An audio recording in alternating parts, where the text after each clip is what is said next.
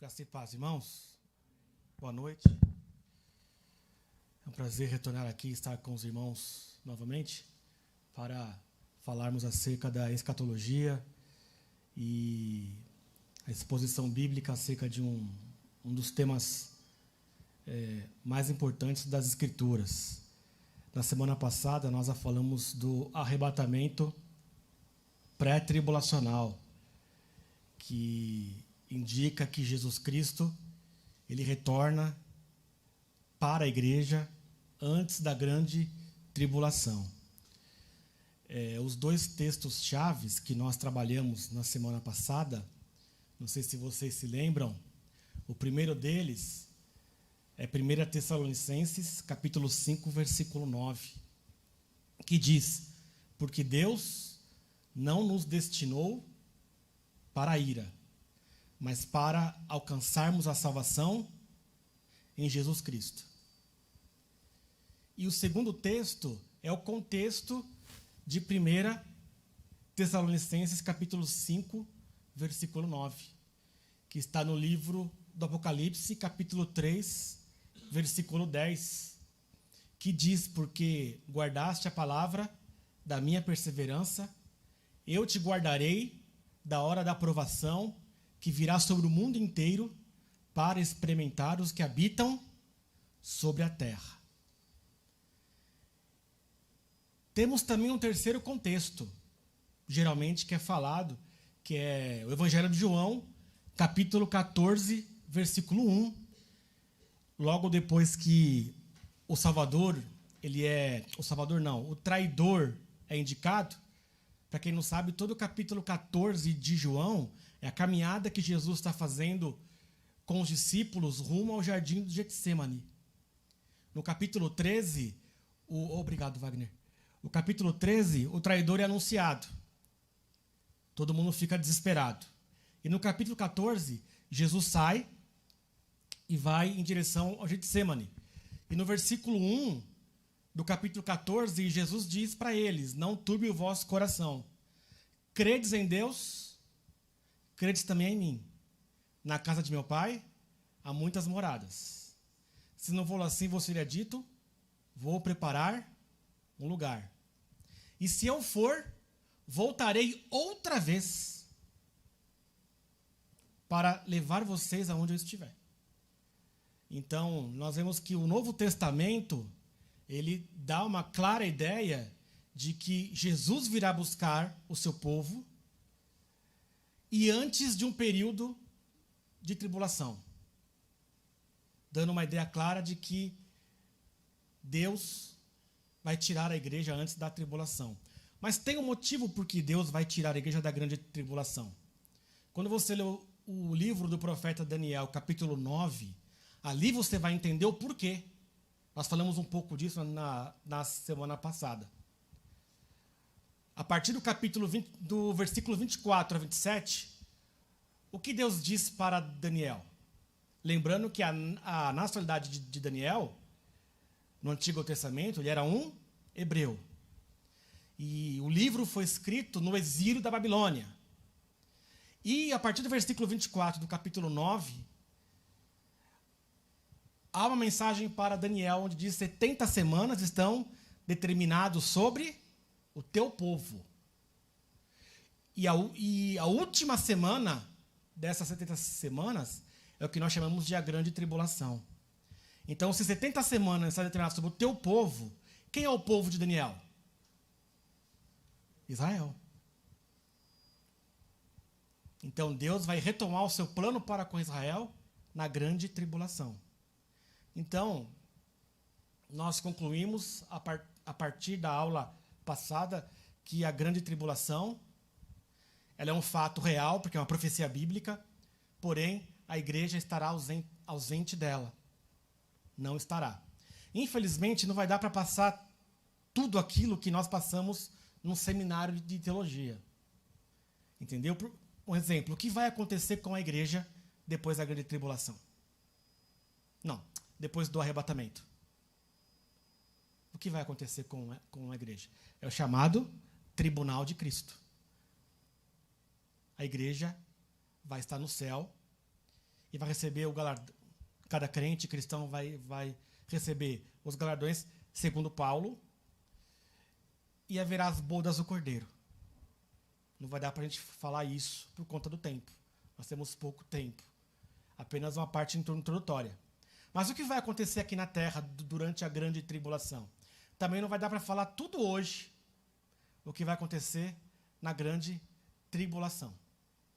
Eu, como digo para os meus alunos, a não ser que vocês querem ficar para saber o que vai acontecer. Entendeu? Se vocês quiserem ficar para saber o que vai acontecer, aí é com vocês, entendeu? Brincadeira à parte, né? Mas é isso mesmo. Se alguém quiser saber, ou você prefere estar no céu com Cristo? Mas tudo bem. Não se preocupa que haverá chance na grande tribulação, viu? Tá, vai ter chance para todo mundo, viu? Não se preocupa. Bom, irmãos, vamos então hoje focar, porque é o seguinte, são vários textos que falam da grande tribulação. Mas como eu falei na semana passada, existe um personagem na grande tribulação que muitos cristãos têm curiosidade, que é o anticristo. Quem é o anticristo? E, na verdade, são dois anticristos, como eu falei na semana passada. São dois anticristos que vão se levantar na grande tribulação. Ok? Um vai liderar o contexto político e o outro vai liderar o contexto religioso. Ou seja, duas instituições que, ao longo da história, sempre foram usadas para manipular os povos, exceto aqueles que, de fato, têm caráter e bom coração e usam essas ferramentas para o louvor e glória de Deus. Por exemplo, quantos falsos pastores existem? Quantos falsos religiosos existem? Mas quantos pastores verdadeiros existem, então estão, de fato, cumprindo o chamado de Deus? Existem milhares de políticos que realmente estão lá com o propósito de servir aquilo que nós conhecemos como corrupção, enfim. Mas também existem aqueles que, embora eles enxugam gelo, mas eles estão lá e não se corrompem. Enfim. Mas são esses dois sistemas que o anticristo e o falso profeta vão usar para manipular as massas. Isso está em Apocalipse capítulo 13, se vocês puderem abrir. Nós vamos trabalhar o livro de Apocalipse capítulo 13.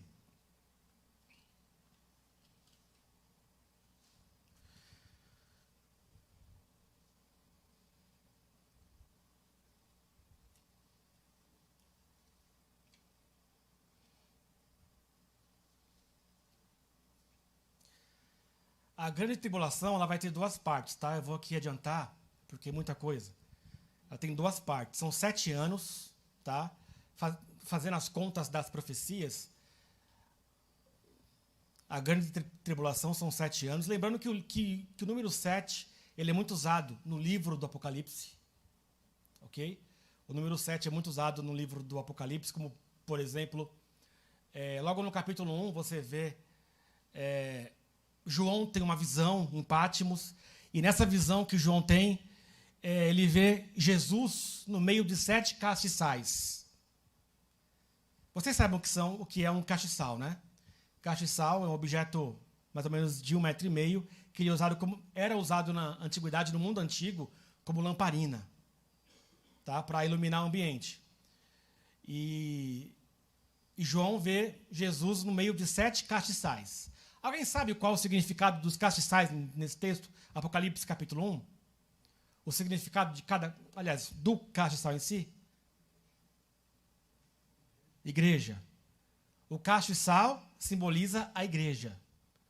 Ou seja, ele simboliza as 7 igrejas do Apocalipse, totalizando todas as igrejas. Tá? Totalizando todas as igrejas. E Jesus segurava na sua mão 7 estrelas. Quem são as 7 estrelas? Quem? Pastores. Ao anjo da igreja escreve, existe a posição que seria um anjo que está na igreja, ou o pastor, é a tradução mais Aliás, do ponto de vista mais bíblico é pastor, porque o pastor é o mensageiro, é o transmissor da palavra. Então, Jesus tem 7 estrelas na mão e ele está no meio dos 7 castiçais, indicando o quê? Ele é o Senhor principal da igreja. Ele é o doador de luz para a igreja, que é a lamparina da terra. Ok? Nós temos também os 7 selos, 7 trombetas e 7 taças, que simboliza o quê? A ira de Deus na terra, a grande tribulação. 7 selos, 7 trombetas e 7 taças. Nós temos os 7 Espíritos de Deus, que simboliza a totalidade do Espírito Santo. Ok? Então o número 7 é muito usado. Nós temos 7 bem-aventuranças no livro do Apocalipse. E é interessante que a primeira bem-aventurança, olha só, a primeira bem-aventurança está no capítulo 1 e no versículo 3. A primeira das 7 bem-aventuranças do livro do Apocalipse está no capítulo 1, versículo 3. É interessante, tem relação com as Escrituras. Bem-aventurado é aquele que lê, aqueles que ouvem e aqueles que guardam tudo o que está escrito no livro desta profecia, porque o tempo está próximo. Interessante, a primeira das 7 bem-aventuranças chamando o cristão à sua responsabilidade. Aquilo que Paulo ensina a Timóteo, prega a palavra. Aquilo que Tiago diz no capítulo 1, versículo 22, que eu acho que é o maior desafio de todos nós, eu falo no plural, de todos nós. Tiago 1, 22, que diz, e sede cumpridores da palavra, e não somente ouvintes, enganando-vos a vós mesmos. Esse desafio é todo nosso, meu e seu. Difícil, mas é um desafio nosso. Então, é a primeira da bem-aventurança. Então, o número 7 é bem presente no livro do Apocalipse. E notem que o número 7 é o número de Deus. E o homem é usado o número 6. Ou seja, jamais ele vai ser 7. Jamais. É o que nós vamos ver aqui no texto. Apocalipse capítulo 13, João tem uma visão. Mas antes disso, eu quero lembrar que na grande tribulação, porque não vai dar tempo de nós falarmos, na grande tribulação, em Apocalipse capítulo 7, como não vai ter a igreja na terra para evangelizar o mundo, no capítulo 7 de Apocalipse, Deus vai levantar 144 mil judeus selados para serem os pregadores na grande tribulação. 144 mil judeus convertidos. Alguns dizem que é uma simbologia da igreja. Não pode ser a simbologia da igreja, porque o texto vai mais a fundo ainda. 12 mil de cada tribo. 12 mil de cada tribo. Ah, mas as tribos não se acham mais hoje em dia. Mas Deus sabe onde eles estão. Nós não sabemos. Os arqueólogos não sabem. Os historiadores não sabem dividir essas 12 tribos, onde estão, e se foram, algumas não existem mais. Mas Deus sabe quem é. Aí nós já estamos avançando o campo de Deus. Aí Deus sabe todas as coisas.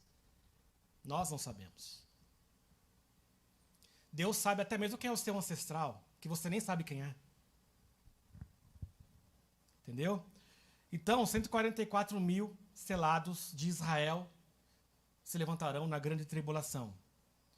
Apocalipse capítulo 11 também diz que se levantarão 2 profetas na grande tribulação. 2 testemunhas de Jesus, que vão se opor ao anticristo, a besta e o falso profeta. E essas 2 testemunhas são 2 homens. Alguns dizem que Moisés e Elias retornarão.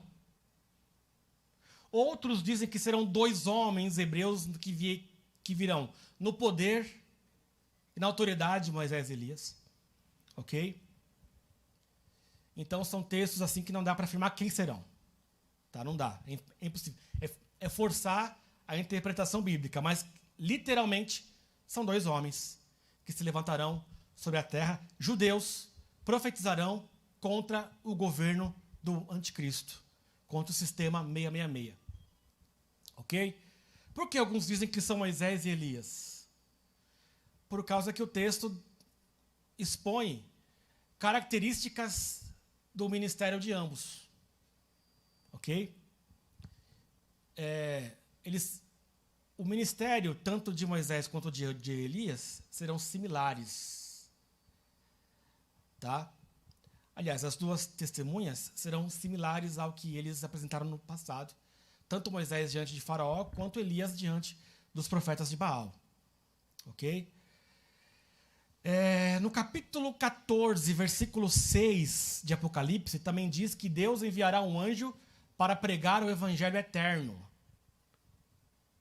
na grande tribulação.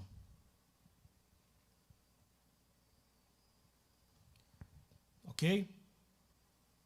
E na grande tribulação haverá ainda a oportunidade para a conversão nesse período. Tá? Antes de adentrarmos no capítulo 3 para falarmos sobre o sistema de governo mundial que acontecerá na grande tribulação. Voltando atrás, alguma dúvida sobre a questão do arrebatamento? Ficou alguma dúvida? Ficou claro o texto de 1 Tessalonicenses capítulo 5, versículo 9? Porque Deus não nos destinou para a ira, mas para o quê? Aguardarmos a salvação em Jesus Cristo. E ficou claro Apocalipse 3:10? Porque guardaste a palavra da minha perseverança, eu te guardarei da hora da provação que virá sobre o mundo inteiro os que habitam sobre a terra. Então não há dúvida quanto a isso. Ok. Apocalipse 13.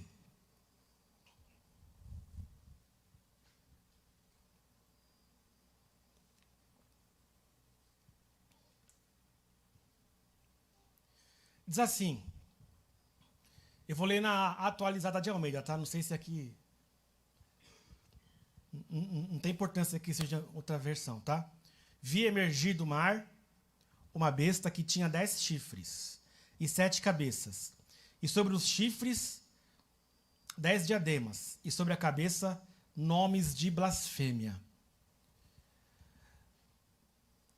Vamos trabalhando versículo por versículo. Nós estamos tratando de um estudo, é mais prático.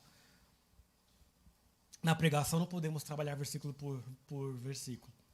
Bom, esse primeiro texto, esse primeiro versículo, fala um pouco da característica da besta. Ok? A impressão que dá é que se trata de um dos monstros que a gente assistia quando era pequeno, lembra? Do Ultraman, aqueles dragão do mar. Não é isso, tá? É uma simbologia. Primeiro, tá? O dragão na antiguidade, tá? Ele tinha um símbolo de autoridade, de monarquia. Algumas nações, até os dias de hoje, símbolo do dragão, tá? Como o significado de realeza, de poder e monarquia. Você pode observar as bandeiras de alguns países da Europa, por exemplo. O país de Gales é um dragão. Você vê essa cultura presente nos países como o Reino Unido, enfim. O dragão, ele simboliza autoridade e poder, ok? Os 10 chifres, o chifre no mundo antigo, desde do período do Antigo Testamento até o Novo, ele tinha o significado de poder, força, poder e autoridade. Ok? 10 chifres, ou seja, seriam 10 poderes ou 10 nações. 7 cabeças. Aí seriam reis, governantes ou imperadores. 10 poderes em forma de nações e 7 cabeças. Tá? E quando nós falamos de mar, a besta que emerge do mar, a simbologia na antiguidade do mar quer dizer o mundo estrangeiro, o mundo gentil, gentílico. Tá? Um governo que vai governar as nações por meio de uma confederação. Tá? E que eu acho interessante a identidade desse indivíduo. Um pouco mais à frente, quando você abre no livro de Apocalipse, capítulo 17, versículo 9. Capítulo 17, versículo 9. 17 ou 18? 17, versículo 9. Os irmãos vão observar que essa mesma besta que emerge do mar, ela vai estar carregando uma mulher, uma meretriz.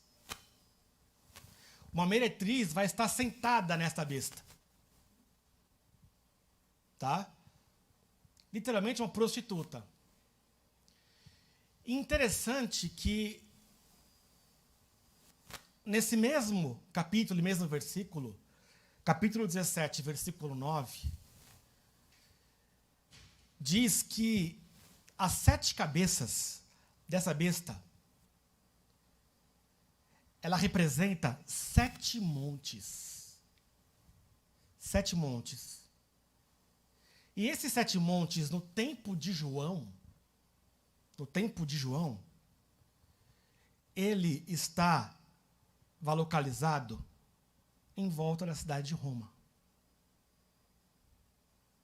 Peço para o irmão colocar um gráfico aí.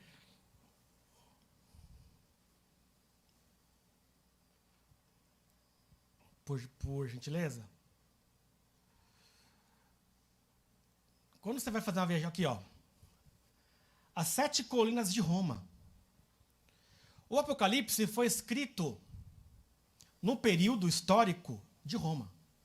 O Império Romano, ele era o império predominante em questão militar, econômica e política no tempo que o Apocalipse foi escrito. João escreveu o livro do Apocalipse quando o imperador Domiciano estava no governo de Roma. E quando João recebe essa revelação, que está lá em Apocalipse, capítulo 17, onde apresenta uma mulher sentada sobre essa besta, que nós acabamos de ler aqui, que está saindo do mar, e João diz que as 7 cabeças representa as 7 colinas de Roma. E quando João começa a explicar o texto, João diz que representam 7 reis, essas 7 cabeças. E João diz, 5 já caíram. 1 ainda está. E o que vier, ele ficará no poder por pouco tempo. Então vamos ao tempo de João. 5 já caiu. Quem seriam esses 5? Foi feita uma conta acerca se são 5 imperadores romanos e não bate. Não bate a história. Então fica mais provável que seriam os 5 grandes impérios do Antigo Testamento. Quem são os 5 grandes impérios do Antigo Testamento? Egito, Assíria, Babilônia, Pérsia e Império Grego. 5. 1 existe agora. Quem é? Roma. 6º. E o outro virá.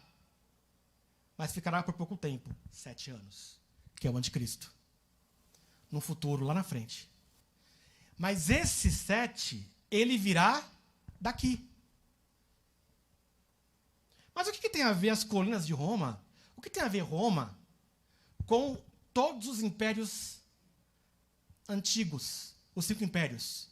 E o que tem o anticristo a ver com esse império? O que tem a ver com isso? Tem tudo a ver. Se vocês fizerem um estudo da história, vocês vão observar que todo o sistema babilônico e egípcio de religião de mistério veio do Egito, passou para a Síria, passou para a Babilônia, passou para a Grécia, passou para o Império Romano,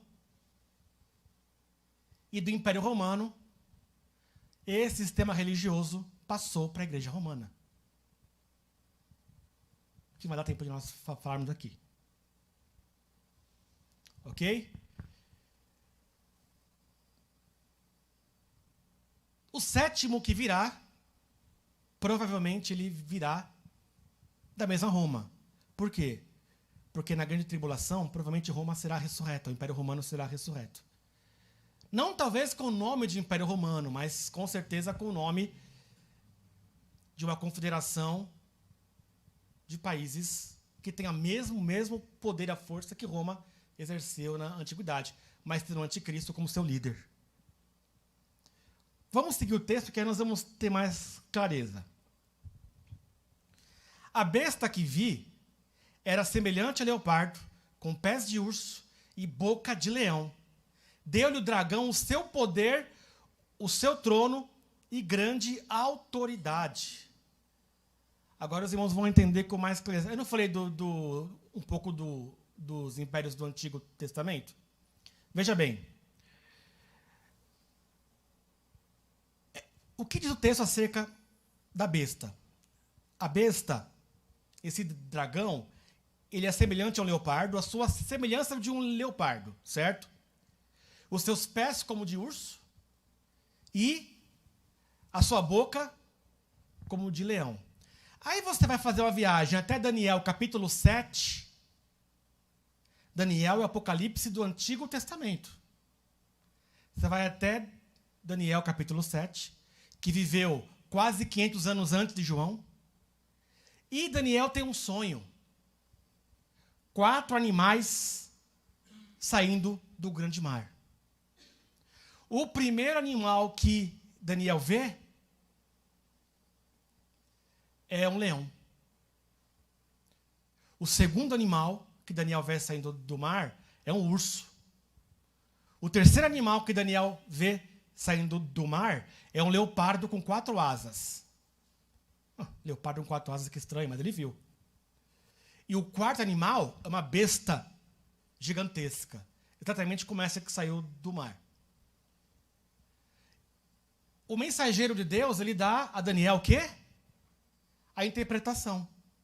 Olha, o animal que sai do mar, o leão que sai do mar, simboliza o Império Babilônico. O urso que sai do mar simboliza o Império Medo-Persa. O leopardo que sai do mar simboliza Alexandre o Grande. Ele é veloz. Alexandre ele conquistou o mundo em 3 anos, novo ainda. E o quarto animal é uma grande besta. Agora, vocês perceberam que essa besta de João era uma junção das 4 em uma só? No único animal? Tem tudo a ver com o que eu acabei de falar agora há pouco. A representatividade dos impérios do Antigo Testamento. Entendeu? Então, essa besta, ela representa todos os poderios da história da humanidade com relação aos impérios que se oporam a Deus. E vocês percebam que todos os impérios do Antigo Testamento eram oposição a Deus. Se você pega o Império Egípcio, principalmente nos tempos de Moisés, quando o faraó desafiou o Deus de Israel em nome dos deuses egípcios. Quando você vê os assírios, por exemplo, que adoravam os deuses e sempre desafiavam o Deus de Israel e as suas religiões e o paganismo. Quando você vê, por exemplo, Senaqueribe, o imperador da Síria, quando desafia o rei Ezequias e cerca Jerusalém com 185 mil soldados e diz, quem é o seu Deus para livrar-os da nossa mão?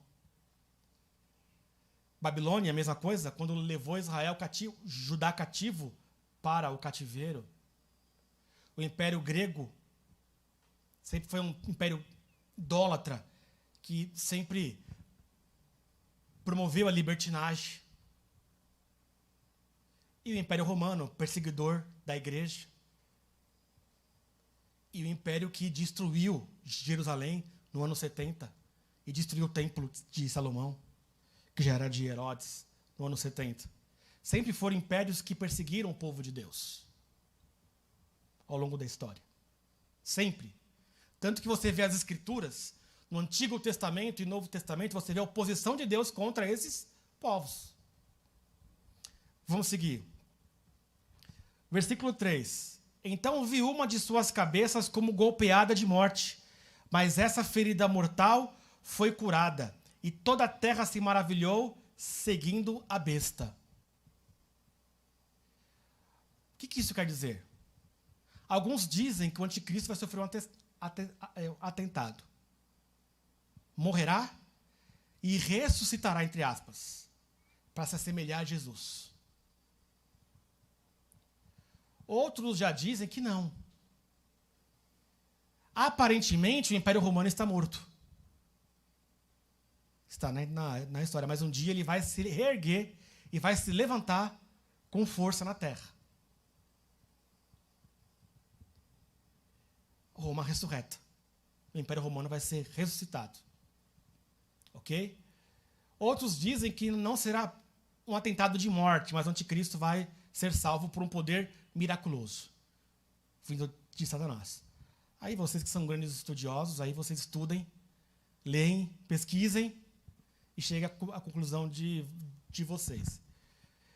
Agora, se o anticristo vai ser ressuscitado, não será por Satanás, vai ser por permissão de Deus. Porque Satanás não tem o poder de trazer a vida a ninguém. Apenas Deus. Porque a Bíblia diz que a chave da morte está nas mãos de Jesus. Ele disse o que para João? Eu tenho as chaves da morte e do inferno. Interessante, né? A gente vê as pessoas mandando um outro para o inferno, né? Sendo que Jesus tem a chave do inferno. É incrível, né? É mole. Nem o diabo tem a chave do inferno. Entendeu?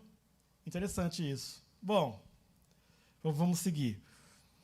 Então vocês estudem. Mas que vai acontecer algo similar a um retorno de um império, ou até mesmo o anticristo ser ressuscitado. Dizem até mesmo que Nero vai ser ressuscitado, né? Que ele vai ser o anticristo. Acho que isso aí já entrar no campo. É um passo da heresia, né? É um passo da heresia isso aí. É perigoso, mas tudo bem. Bom, vamos seguir o texto. E adoraram o dragão, porque deu a sua autoridade à besta. Também adoraram a besta, dizendo: quem é semelhante à besta? Quem pode pelejar contra ela? Foi-lhe dada uma boca que proferia arrogância e blasfêmias e autoridade para agir 42 meses. Aqui estamos na segunda parte da grande tribulação já. Porque na primeira parte o anticristo vai o quê?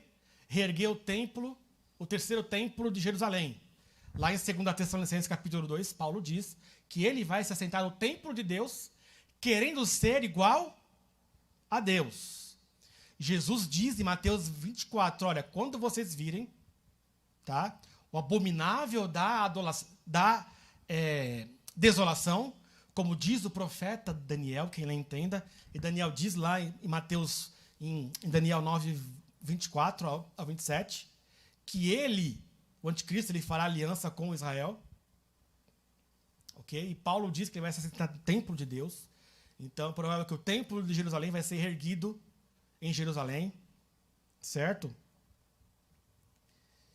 Só que no segundo período da grande tribulação, que é 42 meses, 42 meses são 3 anos e meio.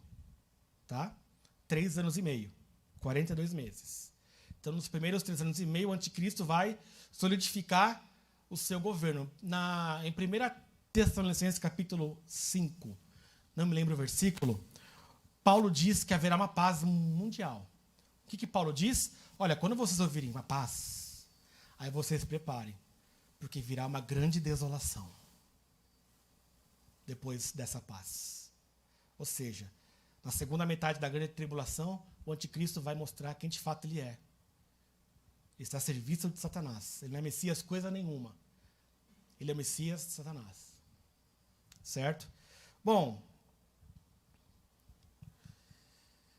E abriu a boca em blasfêmias contra Deus, para difamar o nome e o tabernáculo, a saber, os que habitam no céu. Ou seja, evidentemente que o anticristo, ele, como todos os imperadores da história, zombaram de Deus, ele vai, da mesma forma, exercer zombaria da parte de Deus, como os grandes imperadores da antiguidade. Versículo 7. Foi-lhe dado também que pelejasse contra os santos e os vencesse. Deu-lhe ainda autoridade sobre cada tribo, povo, língua e nação. É o governo mundial. Tá? E um exemplo daqueles que o anticristo irá vencer, por exemplo, ele vai matar as duas testemunhas do Apocalipse. Literalmente, ele vai assassinar as duas testemunhas e vai deixar as testemunhas em praça pública para que o mundo veja que o poder dele é superior ao poder de Deus. Só que no terceiro dia, Deus ressuscitará as duas testemunhas diante de todos. Tá?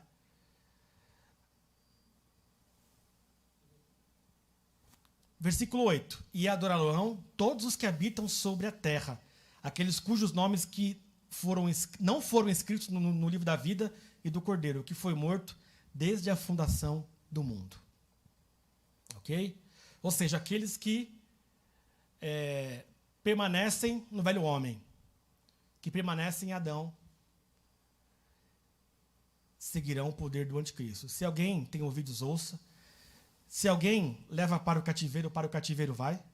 Se alguém matar a espada, necessário que seja morto a espada. Aqui está a perseverança e a fidelidade dos santos. Ou seja, os santos são aqueles que aceitarão a Jesus. Para quem é arminiano, vai aceitar Jesus. Para quem é calvinista, vai receber a Jesus. Tá? Tá bom? De qualquer forma, haverá salvos na grande tribulação. Quantos minutos eu tenho, Wagner? Vai falar que já deu. 7 minutos. Que legal. Bom, vamos seguir. Bom, aqui vai dar para falar do falso profeta aqui, tá? Eu vou ler todo o texto, aí eu vou dar uma pequena explicação, tá? Versículo 11. Vi ainda outra besta emergir da terra. Possuía 2 chifres, parecendo um cordeiro, mas falava como um dragão. Ou seja, se aplica muito bem a um líder religioso. Tá? Cordeirinho, amoroso. É a figura de um líder religioso que está para o povo. Ok? Mas a sua natureza é um dragão. Ok? Exerce toda a autoridade da primeira besta na sua presença. Faz que a terra e seus habitantes adorem a primeira besta, cuja ferida mortal foi curada. Ou seja, será que a besta morreu e ressuscitou para copiar Cristo? Ou foi a ressurreição do Império Romano? Certo? Também opera grandes sinais, de maneira que até fogo do céu faz descer a terra diante dos homens. Ou seja, exerce o mesmo poder que os profetas do Antigo Testamento. Lembrando também que na grande tribulação, tá? Lembrando que eu vou dizer aqui, segundo a profecia de Malaquias, capítulo 4. Malaquias tem a profecia no capítulo 4. E sabe qual é a profecia de Malaquias? Deus enviará Elias nos últimos dias. Não olha assim para mim, gente. É Malaquias que falou. Não sou eu que estou falando. Pode confirmar. Sejam bereanos. Abre a Bíblia e vê aí. Sejam bereanos. Elias voltará. Ah, mas tem trecho no Novo Testamento que diz que João Batista veio no poder de Elias. Sim, no mesmo poder profético. Mas Malaquias capítulo 4 diz que Elias voltará para converter os filhos de Israel. João Batista, então, não tem nada a ver com espiritismo. Elias está vivo, ele não morreu. A Bíblia diz que Elias não morreu. Ele está vivo. Elias, ele foi transladado em vida para o céu. Ele não morreu. Então não tem nada com o espiritismo. Malaquias tem essa profecia que Elias voltará para converter os filhos de Israel. Basta as 2 testemunhas, mais 144 mil, Elias vai estar na parada aí na grande tribulação. O anticristo que se cuide. Entendeu? Bom, mas a besta, o falso profeta, exerce o mesmo poder. Entre aspas, né? Entre aspas, porque o poder deles vem de Satanás. Olha aqui o texto aqui, ó. Ele converterá o coração dos pais aos seus filhos, e o coração dos filhos aos seus pais, para que eu não venha e fira e castigue a terra com maldição. Ou seja, vocês acham que Deus transladou Elias por um propósito? Por um propósito. Está lá em Malaquias capítulo 4. Depois leem com atenção em casa. Tá? Qualquer coisa, fala, o Alexandre não é herege? O Wagner tem meu número aí, pode mandar. Tá bom? Bom,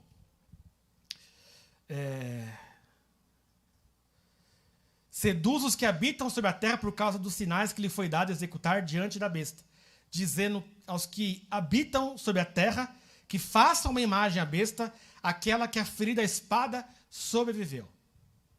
Ou seja, vai ser erguida uma grande imagem para que o anticristo seja adorado. E isso era comum acontecer no Império Romano. Tá? Por quê? Porque os imperadores, eles diziam que eram deuses. Isso acontecia através dos 5 impérios do Antigo Testamento. O faraó era um deus. O imperador assírio era um deus. Não que eu estou dizendo que é, mas ele era considerado um deus. O rei da Babilônia era um tipo de deus. O imperador romano era um tipo de deus. Tanto que, por meio de edito, eles diziam, olha, quem não adorar outros deuses a não ser imperador, ou servir ao imperador, vai ter que morrer. Por isso que muitos cristãos foram perseguidos à espada. Porque eles jamais iriam adorar o imperador. Continuaram adorando a Jesus. Certo? Agora, essa parte aqui é polêmica. Tá? O versículo 15 é polêmico. E foi-lhe dado comunicar fôlego à imagem da besta. Isso aqui dá um nó na cabeça dos teólogos. Fôlego, né?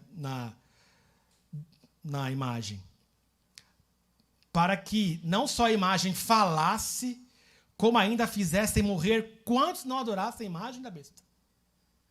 Ou seja, quando você fala, se for de uma questão literal mesmo, essa imagem de escultura, que nos vezes vai ser de ouro, de gesso, de prata, de bronze, ela vai se mover, ela vai falar? Se for literal, como está aqui. Ou será que João está tendo uma visão mesmo que ele não está entendendo acerca do futuro? Tecnologia, inteligência artificial, enfim, se você daria um iPhone na mão do João há 2 anos atrás, ele olhasse aquilo e visse um homem falando ali, o que ele interpretaria? Eu não posso afirmar nada aqui, mas algo vai acontecer. Tá? Eu não me surpreendo que seja a mesma imagem que fale. Por quê? Isso é loucura, não. É loucura. Então me explique de onde que veio o poder dos feiticeiros de Faraó para transformarem pedaços de madeira em serpente. De onde veio? Simples. Nós temos na Bíblia exemplos. Feiticeiros de Faraó transformaram cajados em seres, em répteis, em serpente. Só com detalhe, o cajado de Moisés, a serpente de Moisés, literalmente engoliu as outras, né? Literalmente. Mas Satanás deu esse poder aos feiticeiros de Faraó. Por que não uma imagem que fale? Se ele fez isso, por que não pode fazer isso também? Entendeu? A todos os pequenos, grandes e ricos e pobres e livres e os escravos, faz que lhes seja dado uma certa marca sobre a mão direita e sobre a fronte, para que ninguém possa comprar ou vender, senão aquele que tem a marca, o nome da besta ou o número do seu nome. Aqui está a sabedoria. Aquele que tem entendimento, calcule o número da besta, pois é número de homem. Ora, esse número é 666. Primeiro, aqui nós já sabemos que haverá um governo mundial, e esse governo mundial ele vai ter uma identificação. E todo mundo vai ser obrigado a ter essa identificação. E sem essa identificação, você é um indigente. Você não existe. E se você rejeitar essa identificação, você sofrerá a pena capital. Está lá em Apocalipse 20. Aqueles que vieram da grande tribulação foram os que foram decapitados porque rejeitaram o sistema 666. Então, é um sistema. O número 666, tá? O que eu posso dizer dele? Eu posso dizer acerca da história. Isso é fato que eu vou dizer. É fato. Ok? Existiu um imperador romano que governou Roma, acho que de 64 a 68. Nos tempos de Paulo mesmo, apóstolo Paulo, chamado Nero. Nero César. Ok? Segundo a numerologia do Novo Testamento, o nome de César, de Nero César, em números, exatamente 666. Por isso que dizem que que Nero vai ressuscitar.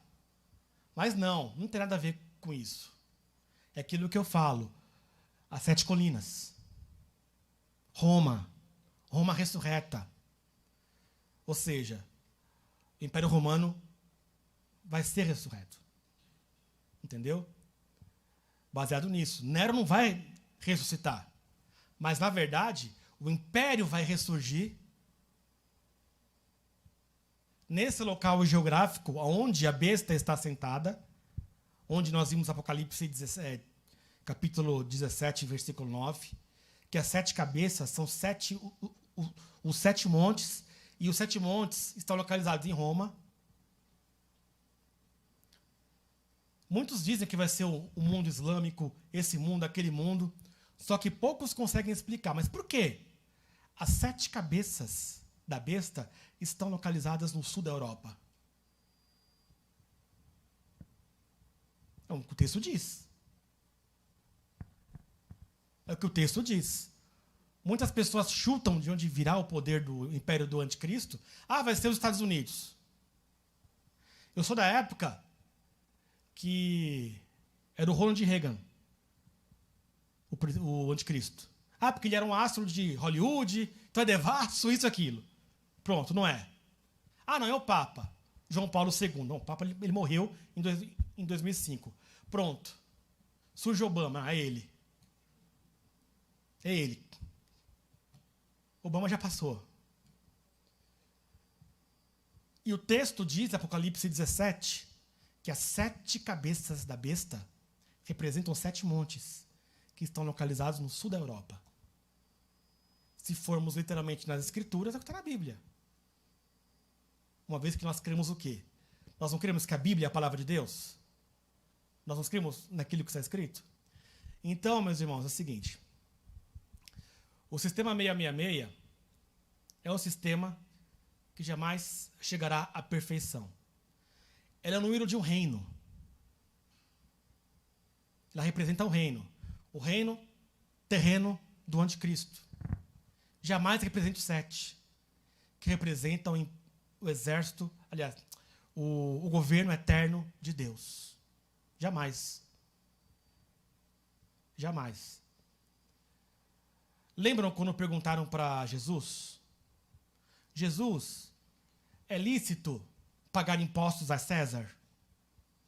Eles queriam o quê? Que Jesus fizesse com o que acontece hoje. Senta o pau no governo atual para eles prender a Jesus. O que Jesus fez? Ele pegou a moeda e disse: qual é o rosto que está nessa moeda? Imperador César. César representa o quê? Um reino no qual eles eram inseridos como cidadãos. Então, o que Jesus diz? Dá a César o que é de César. Tem que pagar imposto, ponto final. e dai a Deus o que é de Deus. O que Jesus quis dizer com isso? Olha, essa moeda, ela representa um governo humano que você está inserido. Dai a César o que é de César. Dai ao governo humano que pertence a ele, porque você é humano também. Já você, que carrega a imagem de Deus, que é o Senhor do reino, e você pertence ao reino, dê a Deus o que é de Deus, ou seja, você mesmo, o seu corpo. Por isso que Paulo diz o quê? Buscai as coisas lá do alto, onde Cristo está assentado, Colossenses 3. Então o reino de Deus é infinitamente superior, ele é eterno. Agora o reino terreno do anticristo, o próprio texto diz que o sétimo rei, ele virá, mas ele vai durar pouco tempo, que são 7 anos. Ok? Perguntas? Se eu puder responder. Sim. Era. Não. Ele vem antes do milênio. Põe aqui o. Tem um gráfico aqui, o branco. O preto e branco. Não que seja uma cor bonita, tá? Mas eu sou obrigado a deixar. O pastor Neto tá por aí, o Neto tá por aí. Olha lá, tá lá. Ih, ele tá aí. Ó, aqui, ó. Aqui a imagem, essa imagem, ela representa a cronologia, tá? A era da igreja, arrebatamento, tribulação, olha lá, 7 anos e depois o milênio. Entendeu?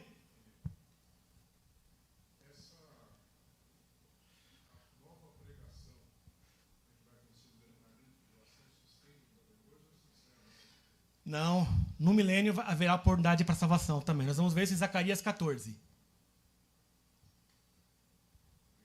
Mais alguma pergunta? Sim, Éden.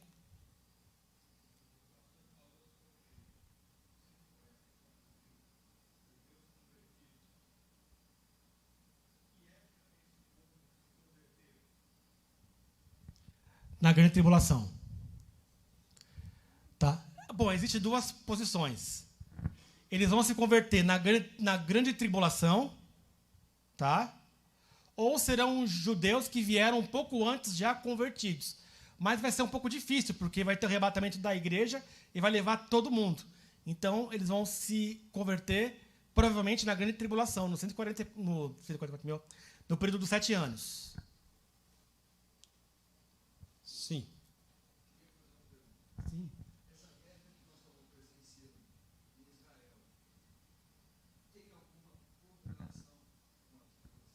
Não, é o princípio das dores, está em Mateus 24. Princípio das dores, Mateus 24.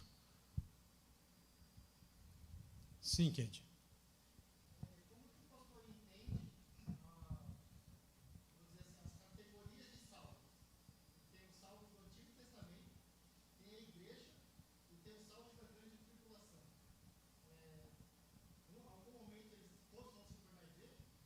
Sim.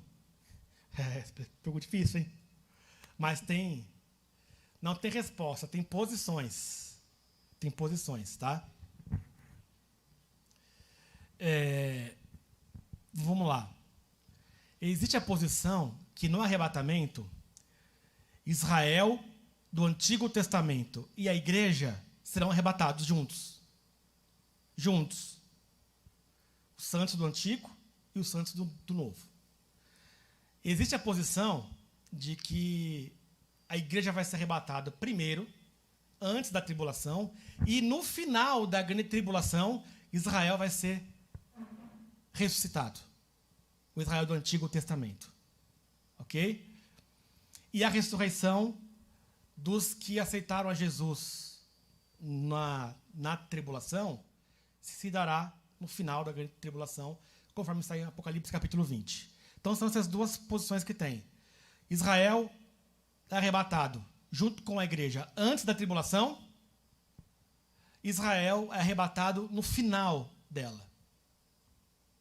Aí são 2 linhas do mesmo grupo. Tá? A irmã lá fez uma pergunta? Isso? Não? Mais alguém? Sim.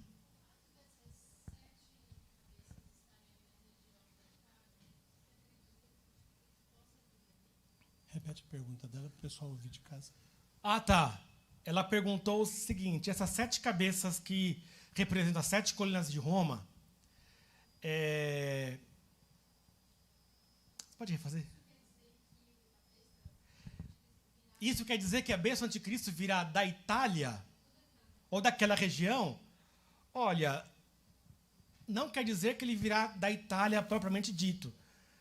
Mas como o Império Romano era localizado na Itália, tá? A Itália era o ponto central do Império Romano, provavelmente, se Roma for ressurreta, se for literal, como está o texto, sim. Sim. Tá? Sim. Se nós partimos do ponto de vista literal, está escrito, a besta que tem 7 cabeças, conforme está em Apocalipse 17, 9, e as 7 cabeças, elas representam 7 montes. E esses 7 montes eram localizados em volta da cidade de Roma. Sim, é literal. Roma vai ser ressurreta.